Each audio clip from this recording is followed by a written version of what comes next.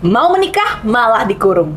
Ini ceritanya teman gue ya. Jadi, teman gue ini kan punya saudara ya. Nah, si saudaranya ini merantau, jadi jauh dari keluarga. Jarang pulang, jarang komunikasi, tiba-tiba pulanglah si saudaranya ini dengan keadaan hamil dan sudah menikah. Alhasil dengan kondisi udah hamil, udah menikah, ya udah, barulah si keluarganya ini kenalan sama lakinya. Si cowok ini kelihatan baik, sopan, karirnya bagus, ya makanya keluarganya itu ngerelain aja anaknya dibawa sama laki. Ternyata, setelah si perempuan ini hidup di rumah laki-laki, pupuslah semua harapan memiliki keluarga yang normal. Selama hamil, si cewek ini nggak dibolehin keluar untuk urusan yang dianggap oleh keluarga besarnya nggak penting. Kalau lagi nggak ada orang di rumah, si cewek ini bakal dikunci di dalam rumahnya dia. Ya, literally sih, sebenarnya semua masak, nyuci, bersih-bersih udah diurusin. Tapi tetap aja, kayak burung dalam sangkar nggak sih? Ditambah lagi, nih keluarga besar agak-agak sih. Karena sepanjang masa kehamilan, si cewek ini nggak dibolehin ngaca sama sekali, dan semua kaca di rumah itu diambil. Stres kan dia? Merencanakanlah dia gimana caranya kabur. Suatu hari, dia dimintain tolong untuk beli bakso. Dikasihlah dia duit 15.000. Dengan menggunakan daster dan juga berbekal duit 15.000, pulanglah dia ke rumah aslinya menggunakan angkot. Yang mana itu jaraknya kurang lebih 33 km.